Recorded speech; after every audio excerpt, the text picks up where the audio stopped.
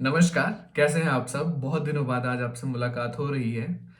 Due to some busy schedule and I was having some kind of work, तो मैं videos नहीं post कर पा रहा था। इसलिए शादी की भी वो व्लॉग्स धीरे धीरे अपलोड हो रहे थे। आज की जो मैं आपको हॉरर स्टोरी सुनाऊंगा वो बहुत ज़्यादा हॉरर भी नहीं है, बहुत डरावनी भी नहीं है और कम डरावनी भी नहीं है। स्टोरी सुनाने से पहले मैं ये बताना चाहूँगा कि कुछ लोग जैसे कमेंट करते हैं स्टोरी में मज़ा नहीं आया, डरावनी नहीं थी। तो मैं ये बोलूंगा कि हर स्टोरी को आप वो मत एक्सपेक्ट करो कि हाँ जरूर ये डरावनी होगी ही होगी। अब हर किसी के साथ उतने एक्सट्रीम एक्सपीरियंसेस नहीं हुए होते। तो बेचारे जिन्होंने भेजी होती मेरे को कहानी या फिर वो इस तरह के कमेंट्स पढ़ते हैं तो मेरे को फिर वो आगे स्टोरीज नहीं भेजते, क्योंकि कहीं ना कहीं फिर वो भी डिमोटिवेट होते हैं कि हमने क्यों भेज दी, लोग ऐसे बोल रहे हैं वैसे बोल रहे हैं। देखो मेरा काम तो है रिसाइट करना, जो लोग मुझे भेजते हैं तो मैं तो कर दूंगा, बट कहीं ना कहीं उन लोगों को भी फिर बुरा लगता है या ऐसा। तो सुन लिया करो, चाहे कम डरावनी हो, है तो हॉरर ही ना, कुछ क्या पता नया सीखने को मिले, सुनने को मिले। जैसे आज की जो स्टोरी है वो भी मुझे अच्छी लगी थी। और अब तो पता नहीं लोगों ने भेजना ही बंद कर दिया स्टोरीज, मेरे को बहुत टाइम से आई नहीं मेल पे। आज की स्टोरी जो मैं आप लोगों के साथ शेयर करूंगा वो मुझे भेजी है अंशी श्रीवास्तव ने, जो कि है एमपी से। इन्होंने लिखा है, मैंने रिसेंटली आपकी हॉरर स्टोरीज देखना स्टार्ट किया है और मुझे आपका पहाड़ी टच के साथ स्टोरी सुनाने का तरीका बहुत पसंद आया, शुक्रिया। वैसे मैं मध्य प्रदेश से हूँ, लेकिन 2013 में एनआईटी जालंधर से अपनी इंजीनियरिंग की है, तो मेरे काफ़ी हिमाचली दोस्त रह चुके हैं। आपकी स्टोरीज सुनकर मुझे कॉलेज के दिन याद आ जाते हैं। मैं इन सब पैरानॉर्मल चीज़ों में मानती हूँ क्योंकि मेरे साथ भी 2015 में एक इंसिडेंट हुआ था, वो भी हिमाचल में ही। मैं आपके साथ शेयर कर रही हूँ, अगर पसंद आए तो आप अपनी वीडियोस में जरूर सुनाना। सुनाते हैं अब आपको इनकी कहानी। कहानी कुछ इस प्रकार है। अंशी और इनके बॉयफ्रेंड, जिनका नाम भी आर्यन है, मेरा नाम भी आर्यन है बट मैं वो आर्यन नहीं हूँ। अंशी और आर्यन की ये कहानी है। बेसिकली ये लोग हैं मध्य प्रदेश इंदौर से, बट ये स्टडी वगैरह जलंधर में करते हैं। तो इन्होंने बताया कि इनका जो बॉयफ्रेंड आर्यन, उसके पास बाइक है और ये काफ़ी लंबे लंबे टूर्स पे जाते रहते हैं। काफ़ी शौक है, एक तरह से एडवेंचरस राइडिंग एंड ऑल, घूमने फिरने का। एक दिन इनका कुछ प्लान बना होगा मनाली जाने का, और ये बात है अक्टूबर नवंबर के आसपास की, दिवाली वाला टाइम था। तो इनके कॉलेज में छुट्टियां पड़ने वाली थी 1-1.5 हफ्ते की। तो दोपहर के टाइम के बाद इन्होंने डिसाइड किया, क्योंकि सुबह इनकी क्लास थी, तो इन्होंने सोचा 1:30-2 बजे तक जब भी हमारी क्लासेस खत्म होंगी उसके बाद हम लोग मनाली के लिए चले जाएंगे। तो जाना बाइक पर ही था, अक्टूबर नवंबर का महीना था, तो ठंड भी काफ़ी होती है। तो कहते हैं हम पूरा पैक होके sweater jackets and helmet bike gear सब डाल के हम लोग निकल पड़े। और अंशी ने बताया कि मुझे ज़्यादा ही ठंड लगती है, तो कहीं ना कहीं डिस्ट्रैक्ट होने के लिए मैंने ईयरफोन्स लगा रखे थे और मैं गाने सुन रही थी। और सफ़र इनका शुरू हो गया जैसे ही कहीं ये हिमाचल में एंटर करे होंगे। अब इन्होंने पूरा डिटेल में तो नहीं लिखा कि कब कहाँ कैसे हुआ। तो इन्होंने बताया कि हिमाचल में मंडी के आसपास पहुंचते पहुंचते इनको थोड़े रात हो गई थी, क्योंकि सर्दी का टाइम होता है अक्टूबर नवंबर, तो शाम और रात जल्दी हो जाती है 6-7 बजे ही। तो कहते हैं वहां तक पहुंचते पहुंचते थोड़ा अंधेरा लग पड़ा था होने। और मंडी इन्होंने लिखा हुआ है कि मंडी के आसपास की ये घटना है। अब मंडी में कहाँ इनको भी नहीं पता, क्योंकि वहां पे कोई साइन बोर्ड और वैसा कुछ नहीं था। कहते बहुत ही सुनसान जगह थी और दूर दूर तक ना कोई जानवर ना इंसान, कुछ भी नहीं था। तो कहते मैं और आर्यन जो उनका बॉयफ्रेंड है, हम लोग बाइक पे जा रहे थे। सडनली मुझे ऐसा लगा कि कोई मेरे पीछे बैठा हुआ है, ऐसा इनको लगा। और जो इनका बॉयफ्रेंड था आर्यन, उन्हें ऐसा लगा कि बाइक की मूवमेंट जो है वो थोड़ी अजीब सी हो गई है। और वो अंशी को बोलने लगे कि तू ढंग से बैठ, तू कैसे बैठी है, बाइक थोड़ी डिसबैलेंस हो रही है और आगे पीछे हो रही है। तो अंशी को तो ये बात समझ नहीं आई, फिर भी उन्होंने थोड़ा एडजस्ट किया और कि ठीक है मैं ठीक से बैठ जाती हूँ। आर्यन ने बाइक स्लो कर ली थी और अंशी ने बताया कि मुझे ऐसे लग रहा था कि पीछे कोई बैठा है और मुझे बॉडी हीट फील हो रही थी और अब मुझे ठंड लगना भी कम हो गई थी। और एक जो स्ट्रेंज चीज उन्होंने देखी वो ये था कि मैंने कुर्ती डाली हुई थी, जो कि बेसिकली लॉन्ग होती नीचे तक, उसके ऊपर जैकेट थी। अब कहते जब मैं पहले बाइक पे बैठी थी जो भी था, तो ऑब्वियसली जब आप बाइक में इतनी स्पीड से जाओगे तो कुर्ती कहीं ना कहीं वो हवा में फ्लटर कर रही थी इधर उधर। तो कहते जब मैंने देखा उस तरफ तो मेरी जो कुर्ती थी वो बिल्कुल पैर के साथ ऐसे लगी हुई थी, जैसे कि किसी और का पीछे से पैर लगा हुआ है और वो पीछे नहीं उड़ पा रही, जबकि ऐसा होना नहीं चाहिए। क्योंकि इन्होंने बताया कि जो मेरा बॉयफ्रेंड था उसकी स्पोर्ट्स बाइक है, नाम नहीं पता मुझे कौन सा था, और उसमें 2 से ज्यादा बंदे नहीं बैठ सकते। तो ऐसा कैसे पॉसिबल था कि मतलब पीछे कोई और बैठा है और इनके जो मतलब जो कुर्ती है वो हवा में नहीं अब फ्लटर कर रही जैसे वो पहले कर रही थी। सो आर्यन जो कि अब बाइक चला रहे थे, उन्होंने बोला कि मुझे एकदम से बाइक मतलब बहुत ज्यादा हैवी लगने लग पड़ी, जैसे कि कोई पीछे से या तो बाइक पे बैठ गया है या तो कोई उसे आगे नहीं जाने दे रहा। अब कहीं ना कहीं दोनों ही हल्के हल्के डर गए थे और जो अंशी थी उन्होंने बोल दिया उनको मतलब कि बाइक कहीं ना रुके और चुपचाप चलते रहे। अब आर्यन ने, क्योंकि बाइक अब धीरे ही हो गई थी ऑब्वियसली, क्योंकि ऐसा लग रहा था कि किसी ने पकड़ी है, तो उन्होंने बाइक को थोड़ा स्लो कर दिया और जो रोड के साइड में मतलब बिल्कुल चलना शुरू कर दिया। और इतने में अंशी भी डर गई, तो उन्होंने बोला, मैंने अपने ईयरफोन्स निकाले और फोन पे हनुमान चालीसा लगा दी और हनुमान चालीसा जोर जोर से मतलब वो उन्होंने चैंट सुनना शुरू कर दी। कहते ऐसे जो मेरा बॉयफ्रेंड है आर्यन, वो एक तरह का नास्तिक है और वो इन चीजों में विश्वास नहीं करते, ना भगवान ना भूत एंड प्रेत एंड ऑल। बट उस दिन वो भी कहीं ना कहीं डर गया था और उसने भी मुझे कुछ नहीं बोला। नहीं तो ऐसे वो कहते हैं मेरा हमेशा मजाक उड़ाता था क्योंकि मैं डरती थी और मतलब इन सब चीजों में विश्वास भी करती थी और मैं ज्यादा डरती थी, तो कहते मेरे डर का वो हमेशा मजाक उड़ाता था। बट अब इस बार उसने मुझे कुछ नहीं बोला और वो भी कहीं ना कहीं डरा हुआ था अंदर। बट अगले ही मोड़ पे उनकी बाइक बुरी तरह से फिसली और दोनों ही नीचे गिर गए। क्योंकि उन्होंने अपने सेफ्टी वो हेलमेट्स एंड ऑल सब डाला हुआ था तो उन्हें ज्यादा नहीं लगी। बट कहीं ना कहीं वो दोनों ही शॉक थे और डर भी काफी गए थे। अब अंशी जो थी वो वहां पे बहुत ज्यादा डर गई क्योंकि आसपास कोई भी नहीं था, ना कोई इंसान ना कोई जानवर, और इतना अंधेरा भी था, तो उन्हें कुछ नहीं समझ आ रहा था क्या, और वो जोर जोर से रोने लग पड़ी। अब अंशी ने बताया कि जो आर्यन है वो एक बहुत ही प्रैक्टिकल गाय है और वो मतलब हर चीज में उसे लॉजिक ढूंढना होता है और वो इतनी जल्दी नहीं डरता। और तो उसने इस चीज को एक नया मोड़ देने की कोशिश की कि शायद बाइक का जो व्हील अलाइनमेंट है वो थोड़ी खराब है, मतलब एक तरह से इसको तकनीकी या क्या बोलते हैं उसको मैकेनिकल खराबी का नाम देने की कोशिश की कि उसकी वजह से शायद बाइक गिर गई है, मे बी टायर की हवा कम थी या जो भी था। बट अंशी बहुत ज्यादा डर गई थी, तो उन्होंने उसे बोला कि ठीक है जो भी था अब बाइक मतलब चलाओ और कहीं जितनी जल्दी हो सकता है चलाओ और कहीं रुकने की कोई जरूरत नहीं है।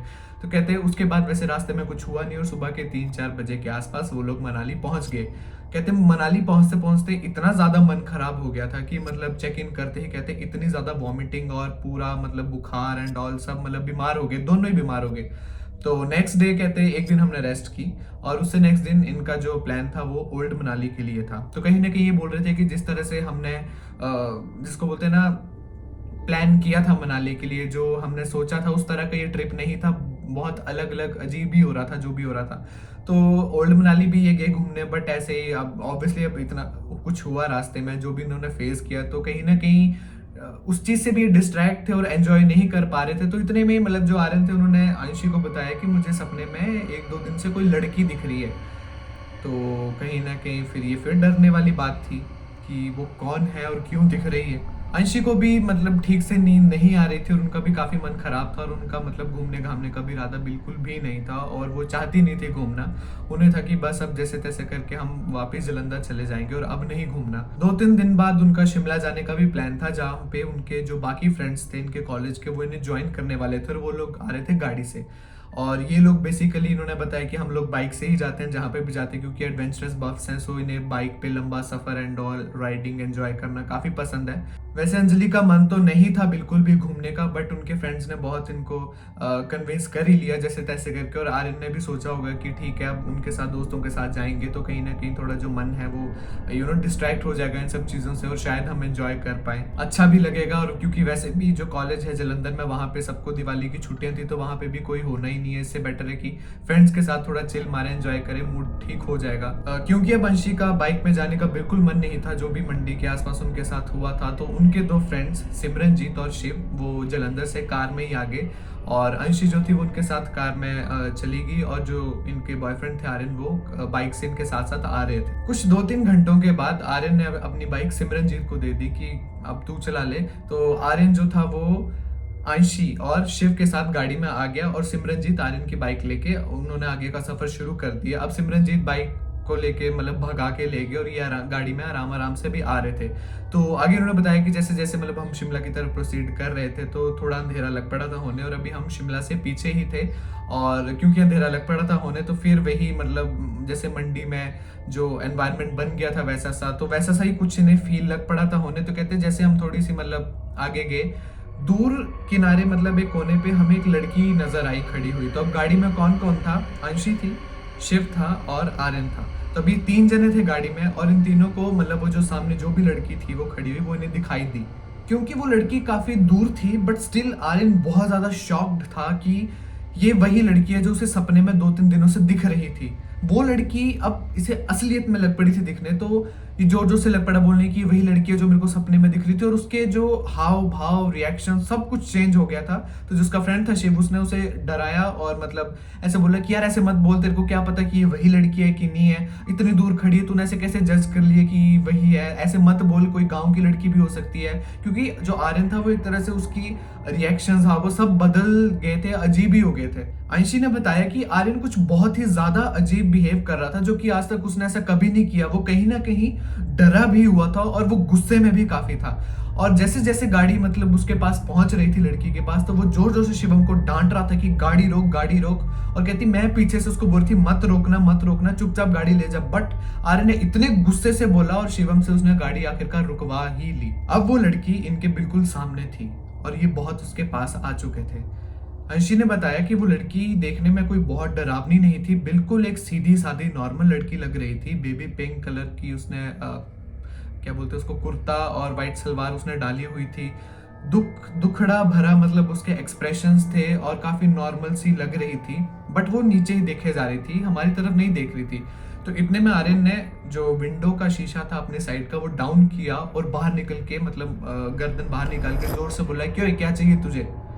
तो जो उसका फ्रेंड था शिव उसने उसे मतलब बोला कि यार ऐसे मत बोल, क्या पता गांव की कोई लड़की हो, तो ऐसे कैसे किसी को बोल सकता है? अगर उसने अपने रिलेटिव्स को बुला लिया तो हम लोग फंस जाएंगे, प्लीज ऐसा मत कर, वैसा मत कर। इतने में ही वो लड़की ने उनकी तरफ देखा और वो बिल्कुल ब्लैंक एक्सप्रेशंस के साथ उनके पास आने लग पड़ी और धीरे धीरे करके वो गाड़ी के बिल्कुल मतलब जहां आर्यन बैठा था उसकी विंडो सीट के बाहर तक वो पहुंच गई और वो एकदम ब्लैंक एक्सप्रेशंस के साथ इन तीनों को देख रही थी। और अंशी ने बताया कि उसके जो चेहरे पे थे वो दुख और कहीं ना कहीं शांति, दोनों के एक्सप्रेशंस मिक्स्ड जैसे थे और हमें कुछ नहीं समझ आ रहा था कि ये क्या हो रहा है, असली है, नकली है, वहम है कि क्या है। अंशी ने कहा कि मैं बहुत ज्यादा डर गई थी और मैं शिव को बार बार बोल रही थी कि गाड़ी चला दे, बट नहीं। आर्यन ने उसको एक बार फिर जोर से और गुस्से से पूछा कि तुझे चाहिए क्या?